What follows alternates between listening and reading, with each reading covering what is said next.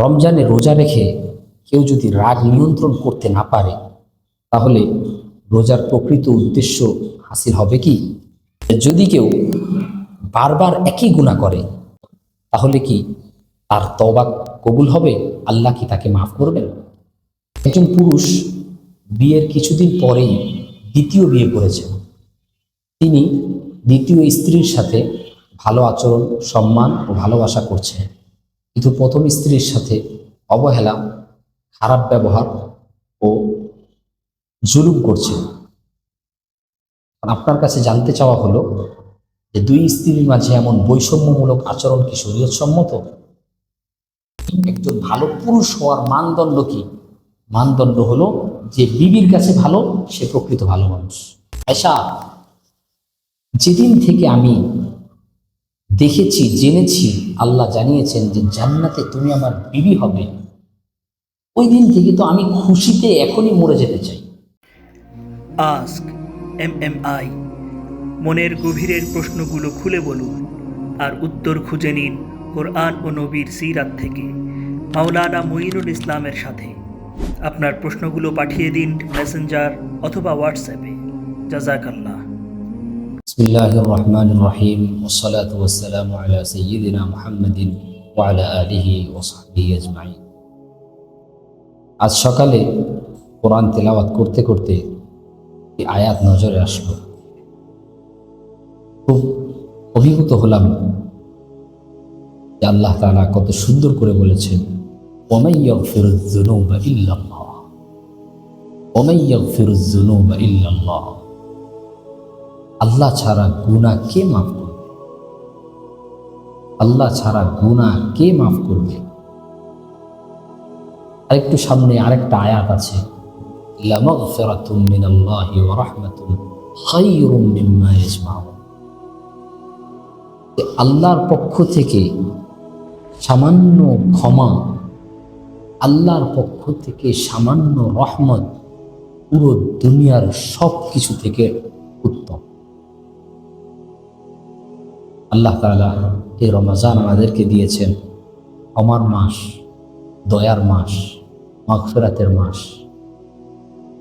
সুতরাং যেভাবেই হোক আমাদেরকে আল্লাহর কাছ থেকে নিজের গুনাহকে মাফ করাতে হবে, রহমত আল্লাহ থেকে নামিয়ে আনতে হবে। ইবাদতের মধ্যে মজা অনুভব করা এটা অনেক বড় জিনিস। আমরা ইবাদত করি ঠিক, কিন্তু সত্যি মজা অনুভব করি না। নামাজ পড়ি ঠিক, কিন্তু মজা অনুভব করি না। আত-তালাজ্জুযু বিল ইবাদা, যে কোনো ইবাদত করতে গিয়ে মজা পাওয়া, আমি আল্লাহর সাথে কথা বলছি, আল্লাহ তো আমার পরম বন্ধু, আমি কথা বলতে গিয়ে এতটা মজা অনুভব করব যেমন মজা অনুভব করি বন্ধুর সাথে কথা বলতে গিয়ে। বন্ধুর সাথে কথা বলতে গেলে কথা ইচ্ছা করে আর দীর্ঘ করা হয়, করতে মনে চায়। কেন? যার সাথে কথা বলছি, কথা বলতে মজা লাগছে, সে আমার বন্ধু। এই বন্ধুত্বপূর্ণ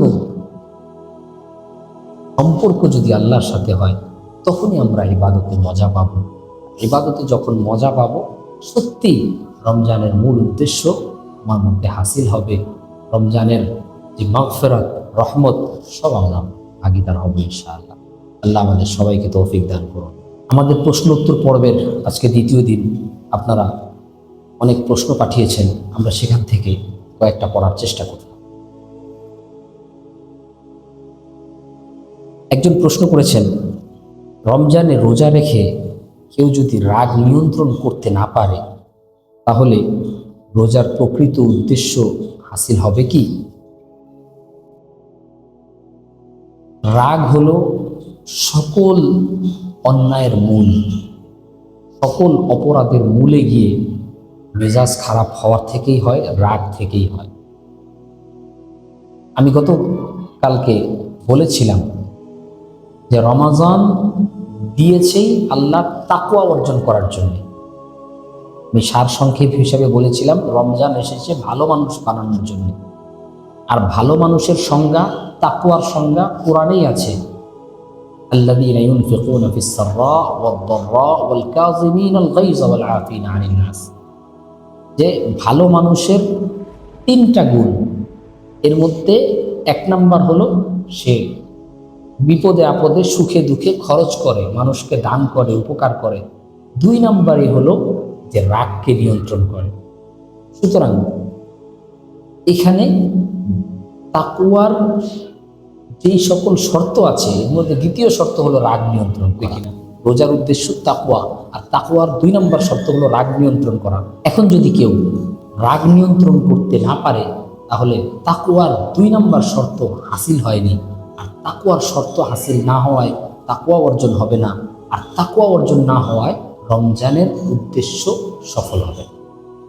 আর রাগ শুধু রমজানের সাথে সম্পৃক্ত না, সব সময়ের সাথে সম্পৃক্ত। একজন ভালো মানুষ সে রাগ করবে না, রাগকে হজম করবে আর অপরকে মাফ করে দেবে। দ্বিতীয় আরেকজন প্রশ্ন করেছেন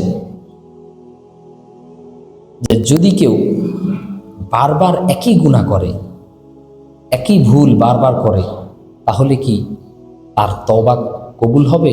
আল্লাহ কি তাকে মাফ করবেন? হাদিসের মধ্যে আছে, বান্দা যদি একই দিন একই গুনাহ 70 বার করে, প্রত্যেকবার গুনাহ করার পরে আল্লাহর কাছে বলেছে, আল্লাহ ভুল হয়ে গেছে, আর করবো না, মাফ করে দেন, আল্লাহ মাফ করে দেন। একটু পরে সে ওই গুনাহ আবার করে, আবার তওবা করে, আবার ওই গুনাহ আবার করে, আবার তওবা করে। একই দিনে একই গুনাহ 70 বার যদি করে, আবার 70 বারই তওবা করে, আল্লাহ তাআলা বলেন না, আরে তুই না মাত্র তওবা করলি, তুই আবার কেন গুনাহ করিস, তুই আবার কেন গুনাহ করছিস? তাহলে এটা কেমন তওবা করলি? আল্লাহ এটা বলেন না। আল্লাহ এরপরও বলতে থাকে যে তুই 70 বার কেন, আরো বেশি যদি করিস আর আমার কাছে তওবা করিস, আমি তোকে মাফ করে দেব। আমি তো তোকে মাফ করার জন্য প্রস্তুত, এসে পড়েছি বান্দা, আমি হাজির, আমি তো তোকে মাফ করতে চাই। তাও বালাগাত যুনুবুকা আনানাস সামা, তোর গুনাহ যদি, একজনের গুনাহ যদি আসমানের ছাদ পর্যন্ত লেগে যায়, দুনিয়া ভরে যায়, চাঁদ ভরে যায়, সূর্য ভরে যায়, উঠতে উঠতে আসমানের ছাদ পর্যন্ত লেগে যায়, একবার যদি বলে আল্লাহ আমি তওবা করেছি, আর গুনাহ করব না, তার সারা জিন্দেগির গুনাহ মাফ। ওয়ালা উবালি, ওয়ালা উবালি, আল্লাহ অহংকার করে বলছেন আমি কোনো পরোয়া করি না, কারো কাছে আমার হিসাব দিতে হবে না। সুতরাং তওবা করা এটা হলো বড় গুণ, সবচেয়ে বড় গুণ। হাদিসের মধ্যে আছে যে আল্লাহ বান্দার প্রতি সবচেয়ে বেশি খুশি হন যখন সে তওবা করে। সুতরাং তওবা এটা একজন মুমিনের অপরিহার্য বিষয়। মানুষ মাত্র যখন ভুল হয়ে যাবে সাথে সাথে তওবা করব, যতবারই করি না কেন খালেস দিলে তওবা করব, আল্লাহ শয়তানের ধোকায় পড়ে ভুল হয়ে গেছে, আর করব না, মাফ করে দেন, আল্লাহ সাথে সাথে মাফ করে দেন। আরেকজন প্রশ্ন করেছেন, একজন পুরুষ বিয়ের কিছুদিন পরেই দ্বিতীয় বিয়ে করেছেন। তিনি দ্বিতীয় স্ত্রীর সাথে ভালো আচরণ, সম্মান ও ভালোবাসা করছেন, কিন্তু প্রথম স্ত্রীর সাথে অবহেলা, খারাপ ব্যবহার ও জুলুম করছেন। আপনার কাছে জানতে চাওয়া হলো যে 2 স্ত্রীর মাঝে এমন বৈষম্যমূলক আচরণ কি শরীয়তসম্মত?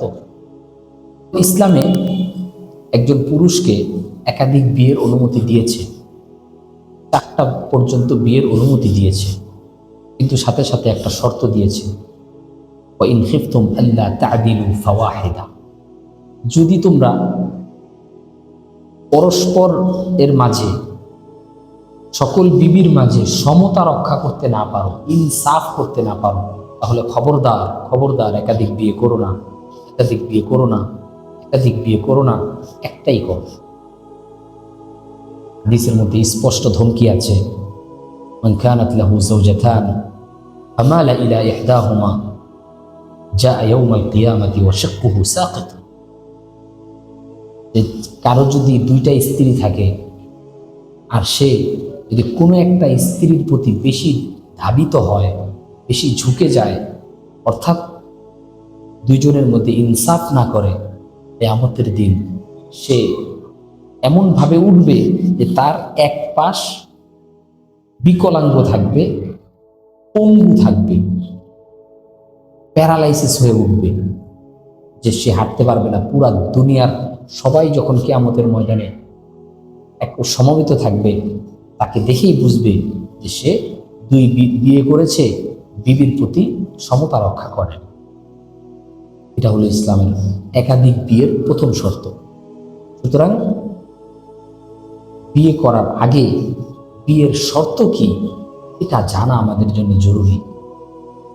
কি কি শর্ত, কি কি হক, স্ত্রীকেও জানতে হবে যে স্বামীর প্রতি কি কি হক, স্বামীকেও জানতে হবে স্ত্রীর প্রতি কি কি হক।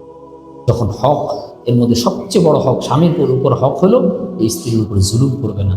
আল্লাহ রাসূল সাল্লাল্লাহু আলাইহি ওয়াসাল্লাম এত সুন্দর জিন্দেগি দেখিয়েছেন। রাসূলুল্লাহ সাল্লাল্লাহু আলাইহি ওয়াসাল্লাম একাধিক বিয়ে ছিল, 9 বিবি ছিল একসাথে, অথচ হাদিসের মধ্যে সহিহ বুখারীর মধ্যেও বর্ণনা আছে কোনো বিবি একজন আরেকজনের প্রতি অসন্তুষ্ট ছিল না, অসন্তুষ্ট ছিলেন না। একবার আল্লাহ রাসূল সাল্লাল্লাহু আলাইহি ওয়াসাল্লাম নতুন বিয়ে করেছেন, বিয়ে করার পরে ওই দিনই সকল বিবির কাছে গেছেন, সকলের কাছে জিজ্ঞেস করেছেন তোমরা কেমন আছো, আসসালামু আলাইকুম আহলাল বাইত। সকলে হাসি মুখে উত্তর দিয়েছে, ইয়া রাসূলুল্লাহ ভালো আছি। আপনি নতুন বিবিকে কেমন পেয়েছেন? হাসি মুখে প্রত্যেকে জিজ্ঞাসা করেছেন, কারো মনের মধ্যে কোনো সংকোচ ছিল না। কেন? আল্লাহ রাসূল সাল্লাল্লাহু আলাইহি ওয়াসাল্লাম এমনভাবেই বিবিদের সাথে ব্যবহার করেছেন, কেউ অসন্তুষ্ট হয়নি। এখন একজন ভালো মানুষ হওয়ার মানদণ্ড কি, একজন ভালো পুরুষ হওয়ার মানদণ্ড কি? মানদণ্ড হলো যে বিবির কাছে ভালো, সে প্রকৃত ভালো মানুষ। আল্লাহ রাসূল স্পষ্ট বলেছেন, খায়রুকুম লিআহলিহি ওয়া আনা খায়রুকুম লিআহলি। জানো তোমাদের মধ্যে সবচেয়ে উত্তম ব্যক্তি কে? তোমাদের মধ্যে সবচেয়ে উত্তম ব্যক্তি হলো যে তার বিবির কাছে উত্তম, আর আমি নবী আমার বিবির কাছে সর্বোত্তম। সুতরাং আমি তো তোমাদের থেকে সর্বোত্তম। একজন বিবির কাছে ভালো হওয়া এটা প্রকৃত ভালো পুরুষের আলামত। অনেক বড় ইবাদত গুজার হতে পারে, সারাদিন নকল নামাজ পড়ে, দান সদকা করে, কিন্তু পারিবারিক সম্পর্ক ভালো না, দাম্পত্য জীবন সুখের না, বিবি তার প্রতি সন্তুষ্ট না, তাহলে অবশ্যই কিয়ামতের ময়দানে তাকে হিসাব দিতে হবে, জবাব দিতে হবে। জানেন যে কিয়ামতের ময়দানে যেটা সর্বপ্রথম পাল্লাতে ওজন করা হবে সেটা কি? সেটা নামাজ নয়, সেটা রোজা না, সেটা হজ না, সেটা যাকাত না। সর্বপ্রথম পাল্লাতে, মিজানের পাল্লায় যে ওজন করা হবে সেটা হলো স্বামীর ক্ষেত্রে এটা দেখা হবে যে স্ত্রীর প্রতি তার কেমন সম্পর্ক ছিল, স্ত্রীর ক্ষেত্রে দেখা হবে স্বামীর প্রতি তার কেমন সম্পর্ক ছিল। কিয়ামতের দিন এটার হিসাব দিতে হবে। এমন নয় যে আমি যা ইচ্ছা করলাম, একাধিক বিয়ে করলাম, কারো প্রতি বেশি ভালো আচরণ করলাম, কারো প্রতি খারাপ আচরণ করলাম, না, এটা ইসলাম বলে না। ইসলাম কঠিনভাবে বলেছে যে তোমাদের প্রয়োজন হলে একাধিক বিয়ে করবে, শর্ত হলো সমতা রক্ষা করবে। বিবির সাথে উত্তম আচরণের আল্লাহ রসুলের থেকে বেশি উত্তম নমুনা আর কারো হতে পারে। আল্লাহ রসুলের থেকে উত্তম নমুনা হতে পারে না। আল্লাহ রসুল সাল্লাল্লাহু আলাইহি ওয়াসাল্লাম হযরত আয়েশা রাদিয়াল্লাহু আনহাকে বলতেন, আয়েশা, যেদিন থেকে আমি দেখেছি, জেনেছি, আল্লাহ জানিয়েছেন যে জান্নাতে তুমি আমার বিবি হবে, ওই দিন থেকে তো আমি খুশিতে এখনই মরে যেতে চাই। ইন্নাহু লা ইয়াহওয়ানু আলাইয়াল মাউত আন উরিতুকি যাওজাতি ফিল জান্নাহ। কেন বলেছেন? যেই ব্যক্তি আল্লাহকে দেখে ফেলেছেন দুনিয়াতে থেকে, ওই ব্যক্তির জন্য একজন বিবির প্রতি এরকম ভালোবাসা হতে পারে? কেন হয়েছে? কিয়ামত পর্যন্ত উম্মতকে শিখিয়েছেন যে বিবির প্রতি ভালোবাসা প্রকাশ করতে হয়। কেন? যাতে করে বিবির মন খুশি হয়। কতবার আল্লাহ রাসূল সাল্লাল্লাহু আলাইহি ওয়াসাল্লাম বিবিদেরকে গিয়ে এমন খোঁজ গল্প করতেন। আল্লাহ রাসূলের প্রতিদিন অভ্যাস ছিল ফজরের পরে 9 জনের কাছে যেতেন, গিয়ে প্রত্যেকের সাথে গল্প করতেন, এরপরে আবার আরেকজনের কাছে যেতেন, গল্প করতেন, আবার আরেকজনের কাছে যেতেন, গল্প করতেন। এভাবে সকালবেলা ফজরের পর একবার যেতেন, আবার আসরের পর মাগরিবের আগে আবার সবার কাছে যেতেন, খোঁজ গল্প করতেন, কিছু খাবার থাকলে খেতেন। হ্যাঁ, এরকম প্রত্যেকের দিন প্রত্যেকের সাথে দেখা করতেন। সকল বিবিরা সন্তুষ্ট চিত্তে রসুলের সাথে ছিল। রসুলই হলেন আমাদের আদর্শ। সুতরাং আমাদেরকে এই বিষয়ে খেয়াল রাখতে হবে যে একজন বিবির প্রতি যদি ভালো আচরণ হয় তবেই সমাজ সুন্দর হবে। কারণ এই বিবির পেটেই হবে আমার পরবর্তী প্রজন্ম। আমি যদি তাকে খারাপভাবে রাখি, তাকে কষ্ট দেই, তাহলে এই কষ্টের প্রভাব ছেলের উপরে পড়বে, সন্তানের উপরে পড়বে। এই সন্তান যখন দুনিয়াতে আসবে, এই কষ্ট নিয়ে বড় হবে, তখন সন্তান পরবর্তীতে সমাজের জন্য বোঝা হবে, সমাজের জন্য ভালো মানুষ হবে না। এটা আজকে সমাজে দেখা যাচ্ছে। এক্ষেত্রে আমরা যথেষ্ট খেয়াল রাখার চেষ্টা করব ইনশাআল্লাহ। আজকে এই পর্যন্তই। অনেক শুকরিয়া। জাযাকুমুল্লাহ। আস্ক এমএমআই, মনের গভীরের প্রশ্নগুলো খুলে বলুন আর উত্তর খুঁজে নিন কোরআন ও নবীর সিরাত থেকে মাওলানা মুঈনুল ইসলামের সাথে। আপনার প্রশ্নগুলো পাঠিয়ে দিন মেসেঞ্জার অথবা হোয়াটসঅ্যাপে। জাযাকাল্লাহ।